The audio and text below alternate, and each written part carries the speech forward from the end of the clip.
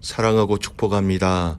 4월 7일 금요일 고난주간 다섯째 날입니다.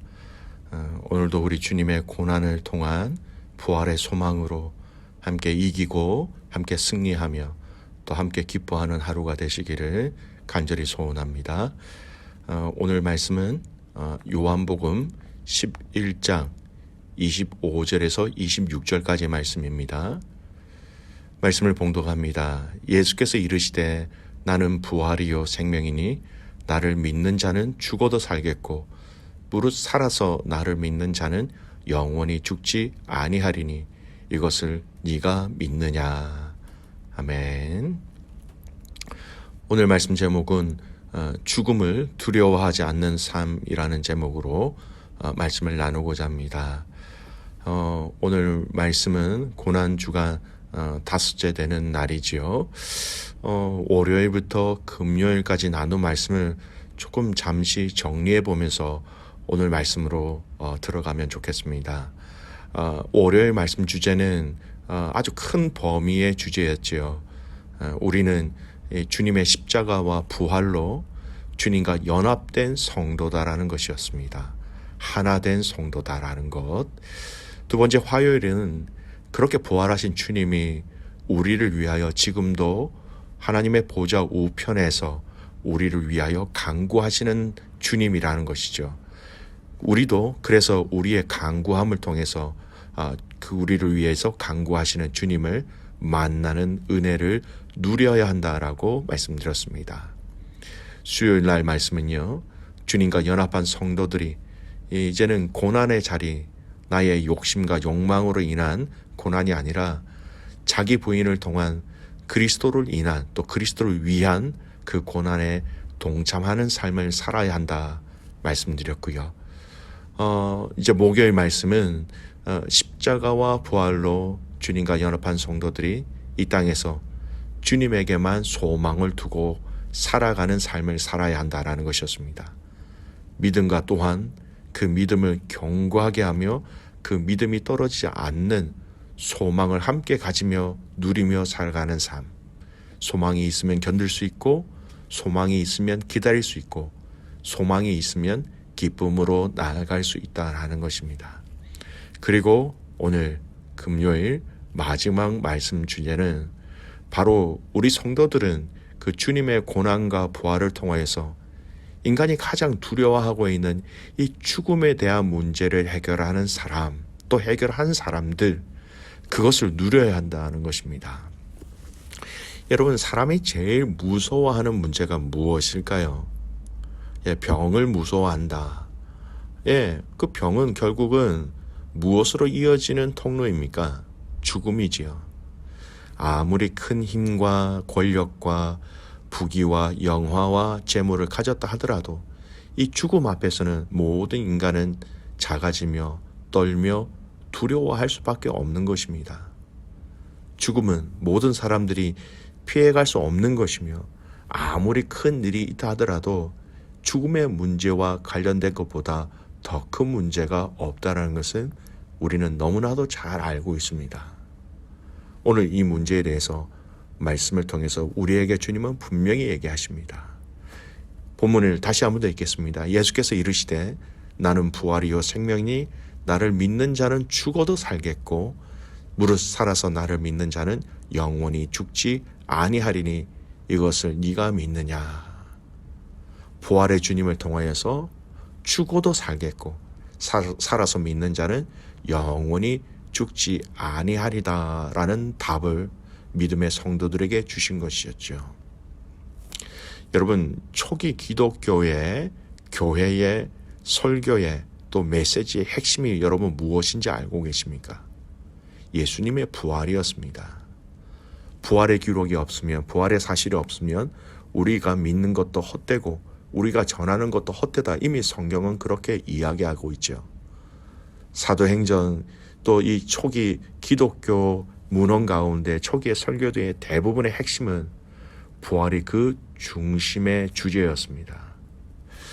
여러분, 사도 하는데요. 사도는 예수님을 따라 순종하며 살아갔던 예수님의 제자일 뿐만 아니라 예수님이 죽음에서 부활하신 것을 본 사람만 여러분 사도의 자격이 있었습니다.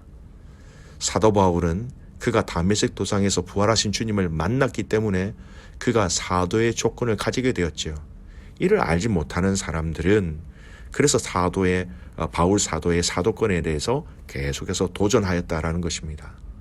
여러분 왜 중요하냐? 사도가 될 사람들은 예수님의 부활하심을 증거할 사람이어야 되어야 하는데 그가 직접 눈으로 봤다라는 것만큼 좋은 증거가 어디 있습니까? 이렇게 중요한 부활에 대해서 많은 성도들이 죽어도 살겠고라는 이 부활에 대해서 여러분 조금 오해하고 있는 부분이 있습니다. 우리가 부활에 대해서 이야기할 때 많은 성도들이 혼동하고 있는 개념이 있습니다. 그것이 바로 무엇이냐? 부활과 소생이라는 이 두 단어를 여러분 혼동하고 있다라는 것이죠. 자세하게 설명을 좀 드립니다. 성경에서 우리는 종종 흔히 부활한 사람들이 있다는 말로 설명을 많이 하죠. 대표적인 사건을 볼까요? 구약에서 열왕기상 17장 보면은요, 사르밧 가부의 아들을 엘리야가 하나님께 부르짖음으로 다시 살려냅니다. 신약에는요, 청년 유두고가 창가에서 사도 바울의 메시지를 듣다가 졸아 그만 창에서 떨어 죽었지만 사도 바울은 그를 다시 살려냅니다. 여러분 오늘 읽었던 이 본문의 말씀도 예수님은 죽은 나사로를 살려주시는 과정 속에 선포하신 말씀이에요. 그런데 여러분 이렇게 다시 살아난 사람들은 한 사람도 빠짐없이 죽었다라는 것을 알고 계십니까?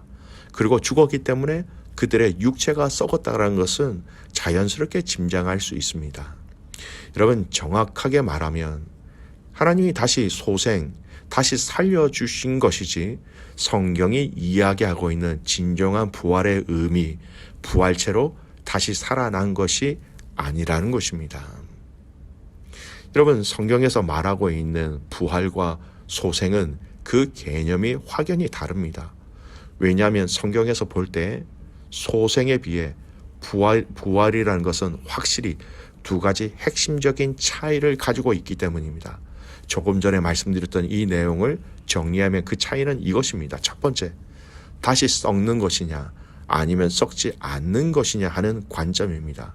여러분 소생은요, 다시 살아난다는 것은 다시 썩는 몸으로 된다라는 것이고요. 부활은 다시 썩지 않을 몸으로 여러분 살아났다라는 겁니다. 이 개념을 좀 더 확실하게 얘기하자면 두 번째 개념이죠. 다시 죽느냐 아니면 죽지 않느냐 하는 관점입니다. 소생은요, 다시 죽는 것으로, 부활은 다시 죽지 않는 것으로 부활한다라는 것입니다. 이것은 성경이 우리에게 알려준 부활에 대한 확실한 개념이 정의라는 것입니다. 여러분 부활장으로 우리에게 잘 알려진 고린도전서 15장 53절에 이 말씀이 있어요. 부활에 대해서, 부활의 광경에 대해서 얘기하는데요, 사도 바울은 고린도 교회에게 이렇게 얘기합니다. 이 썩을 것이 반드시 썩지 아니할 것을 입겠고 이 죽을 것이 죽지 아니함을 입으리로다. 주님이 다시 이 땅에 오실 때에 우리에게 일어날 부활은 소생의 개념이 아닌 정확한 부활의 개념입니다.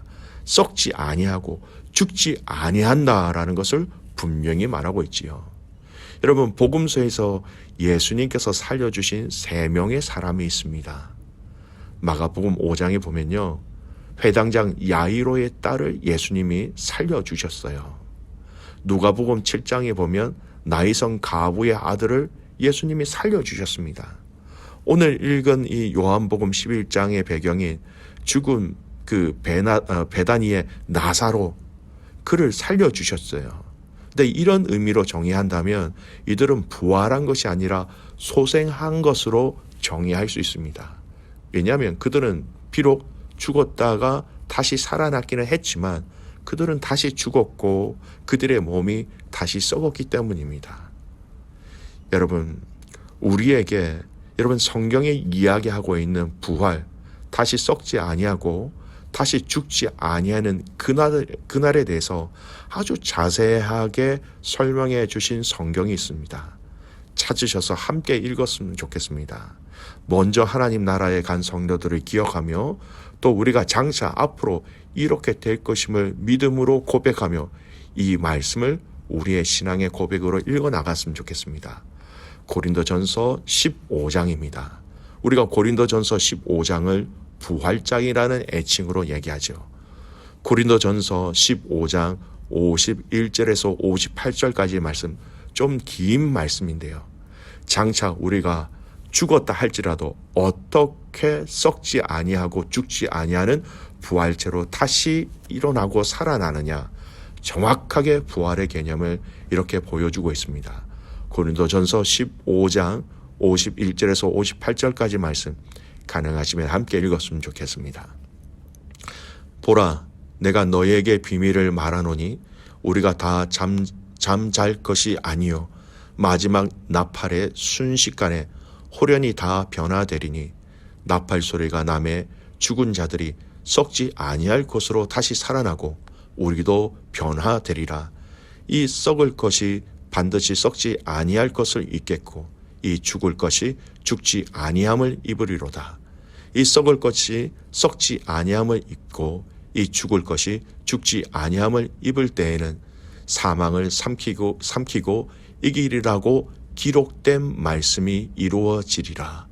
사망아, 너희 승리가 어디 있느냐? 사망아, 네가 쏘는 것이 어디 있느냐? 사망이 쏘는 것은 죄요 죄의 권능은 율법이라. 우리 주 예수 그리스도로 말미암아 우리에게 승리를 주시는 하나님께 감사하노니 그러므로 내 사랑하는 형제들아, 견실하며 흔들리지 말고 항상 주의 일에 더욱 힘쓰는 자들이 되라. 이는 너희 수고가 주 안에서 헛되지 않은 줄 알미라. 아멘. 여러분, 이 9절의 말씀은 우리 주님이 다시 오셨을 때에 당신이 부활하신 것처럼 믿음의 성도들이 썩지 아니하고 죽지 아니할 부활체로서 부활시켜 주시는, 정확하게 말씀하고 계시는 하나님 아버지의 약속인 말씀입니다. 믿음의 가족 여러분, 오늘 주님이 행하신 부활, 그로 인하여 우리에게 약속하신 부활은 다시 썩지 아니하고 다시 죽지 아니할 부활이라는 약속을, 그 부활이라는 것을 여러분 정확하게 아시길 바랍니다. 여러분, 사람이 싸움할 때 제일 무서운 사람이 누군지 아십니까? 힘센 사람 아니에요. 무기를 든 사람 아닙니다. 목숨 걸고 싸우는 사람, 나 오늘 이 자리에서 죽어도 된다라는 마음으로 싸우는 사람이 여러분 제일 무섭고 상대도 감당이 안 되는 것입니다. 오늘 지면 내일 도전하고, 내일 도전해서 지면 또 그 다음날 도전하고, 죽기를 각오하고 싸우는 사람. 여러분, 오늘 이 예수님의 부활하심으로 인하여 성도들에게 허락하신 이 부활의 비밀을 확신하는 사람들에게, 그래서 여러분 무서울 것이 없고 거칠 것이 없다라는 것입니다. 우리의 죽음의 문제에 대해서 우리는 명확한 답을 가지고 있기 때문에 세상과 다른 가치관과 세상과 다른 삶을 살아갈 수 있다라는 것이죠.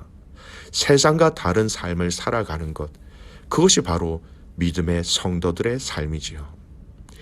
히브리서 11장 믿음의 사람들을 쭉 열거하고 나서 히브리서 11장의 마지막 끝자락에 이 믿음의 사람들을 전체를 통틀어 설명하는 구절이 있습니다. 히브리서 11장 38절 괄호에 들어가 있는 말씀이에요. 이런 사람은 세상이 감당하지 못하느니라. 이 말은요, 세상은 그들에게 아무런 가치가 없다라는 말과 같습니다. 믿음의 사람들에게는 세상의 물질, 세상의 가치관, 세상의 명예, 세상에 추구하고 있는 것들에 대해서 믿음의 사람들은 별 관심을 느끼지 못한다라는 겁니다. 성도들에게 그런 것은 아무런 가치 없이 보여진다라는 것입니다. 믿음의 가족 여러분, 진정한 부활의 소망과 믿음을 가지고 있는 저와 여러분은 이 죽음의 문제가 여러분 해결된 사람입니다. 그러기에 이 세상의 가치를 따라 살아가는 사람이 아니라 주님의 말씀하신 그 하나님 나라와 의를 위하여 살아가는 사람인 것이지요. 주님의 죽으심과 부활하심을 통하여 연합한 우리들에게 동일한 부활의 모습과 부활의 능력을 미리 보여주셨다라는 것을 기억하시기 바랍니다. 오늘 고난주간 이 부활절기를 기다리면서 함께 기도하는 기도의 마지막 시간입니다. 세상에서 당당하게 그리고 죽음 앞에서 당당하게 살아갈 수 있는 저와 여러분이 되시기를 간절히 소원합니다. 기도하겠습니다. 살아계신 아버지 하나님, 우리에게 부활의 소망을 허락해 주셔서 감사를 드립니다. 죽음을 두려워하지 아니하고 죽음이 우리의 발목을 붙잡는 것이 아니라 이 죽음을 두려워하지 않고 살아갈 수 있는 놀라운 부활의 믿음과 능력을 말씀을 통하여 알려주셔서 감사를 드립니다. 세상이 감당치 못할 사람으로 살아가는 성도와 교회가 되게 하여 주셔서 하나님, 사단이 우리를 넘어뜨리게 하는 모든 문제와 요소들 가운데 이 부활의 주님이신 주님을 통하여 담대하게 싸우며 이기며 승리하며 살아가게 하여 주시옵소서. 하나님 아버지, 내일은 이제 부활 주일로 온 믿음의 가족들이 함께 모여 예배를 드립니다. 부활의 주님을 기억하며 부활의 주님께서 우리에게 허락하신 그 복된 삶들을 누리며 이 날을 기억하며 그렇게 예배하게 하여 주시옵소서. 성찬 가운데 믿음의 공동체 가운데 임재하여 주시고 주님의 피와 주님의 살을 먹고 마심으로 인하여 주님을 기억하고 주님과 연합함을 살아가는 그 삶을 살아가는 귀한 가족들 되게 하옵소서. 부활의 감사와 부활의 능력과 부활의 기쁨이 우리 안에 가득 차고 넘쳐나기를 간절히 소원하며 살아서 역사하시는 예수 그리스도의 이름으로 기도하옵나이다. 아멘.